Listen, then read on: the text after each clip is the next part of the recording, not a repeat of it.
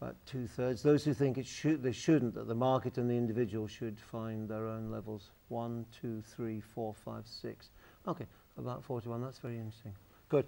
Let's have just another couple of quick points on this, I think, and then I'd like to move on to another question. Would you like to? Yes, I mean, I don't really have anything more to add to the debate in terms of the fact I think it is a mixture of legislative and incentivised schemes that are required. And do I think that the whole issue of climate change will have been held back by the recession? Most certainly, yes. That's clear. Rudy, quick comment? On which question? I mean, both. Well, both. I think if you can take both, yes. First of all, the one solar panels. Well, I'll be saying to my local prospective candidate for my local council this week that I expect him and colleagues to address council tax, the point that Peter made, address council tax in relation to the costs of putting in energy-saving devices. So I've done that. I should have that reflected in the tax I'm charged. I've just spent a small fortune on putting double glazing in an old house, which was not easy, but I made the effort. So I want to, see something out of that, come out of that. So that's what I'm doing. On sustainability and will the recession cause all these initiatives to suffer? I'll tell you what caused these initiatives. It's not the recession, actually. It's our dreadful procurement practices. We don't really address sustainability properly in our design process and our procurement processes. We don't do it. And why don't we do it? Because we don't engage the team early enough. So we don't engage the team early enough. That's the reason we will be hampered always, recession or no recession. Let's get back to doing it right in that way. And I just, if I may, Chairman, very, very quickly, one example, the steel industry have spent done a lot of work, put a lot of effort into trying to work out the carbon impact of various designs of steel. And I don't know what form is, I'm not very technical, excuse me for that. But they've done a lot of work with this, but the trouble is all that's useless because in fact it's very rare that the steel contractor is going to be engaged in those critical design decisions that will actually set the sustainability tone for the project. So that's our problem. Thank you very much. Very clear. Comments from the floor on either question? You've had the vote, but do people think that any comments as to what extent the whole sustainability issue will be badly, adversely affected by the recession? Any comments from the floor? Because it kind of leads it, yes, one in the corner, and then the next question kind of leads from that as well. One thing, with the next election, say the Conservatives get in, they're already talking about cutting organisations like CABE, and because of the need to save public spending, it'll be one of the biggest effects on affecting the stick, I think. But I do think that people should remember with sustainability 5 years ago how far we've come in 5 years as an industry, and the culture has changed dramatically in 5 years, and that's a positive, I think. Interesting. That's a very positive comment. John, one more comment? To support Rudy's statement and go back to his earlier observation, which I think was very powerful, really, and never waste a crisis. And I think what's becoming clear to me is that we have the technology, but we don't appear to have the human and social skills to make that technology work.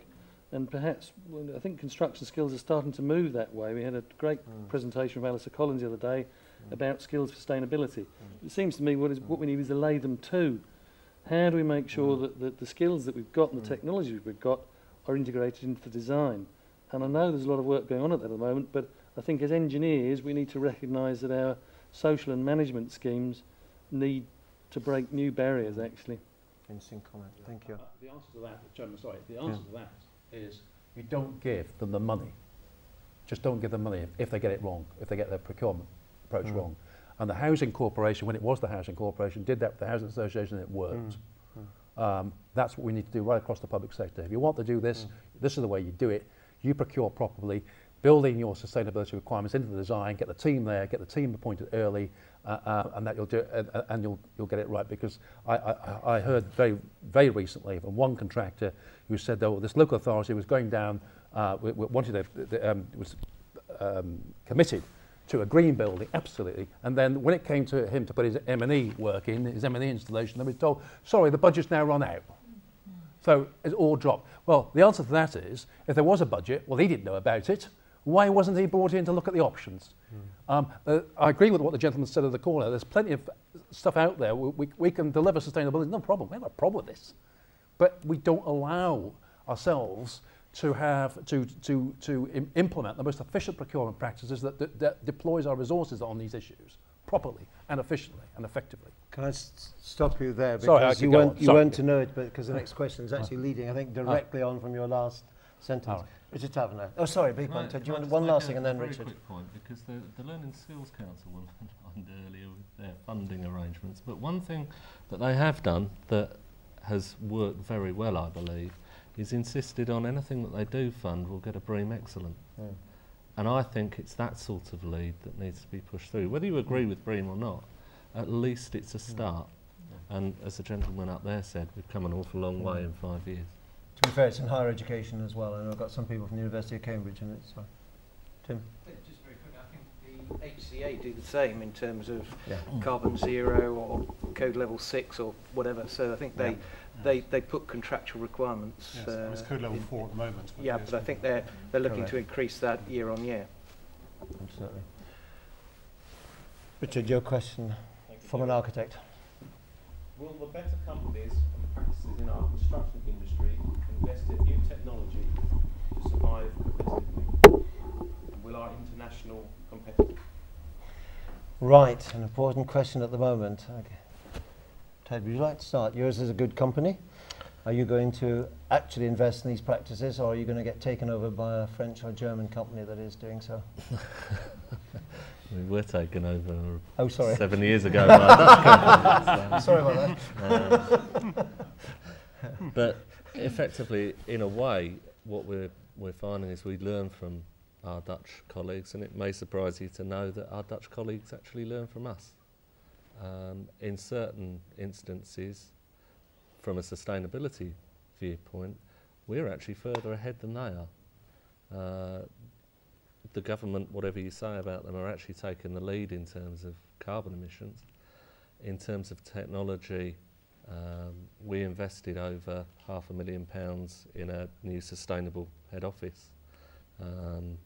We've also invested £250,000 in new IT and working procedures.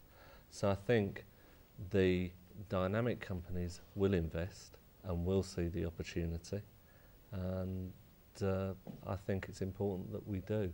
And I think in terms of a recession, at times of recession, it gives you an opportunity to do so. That's interesting. Rudy, do you see your members, the better companies, actually genuinely investing in green technology, or do you see them suffering because international competitors are doing it better? Well, as always, to do this, you've got to have incentives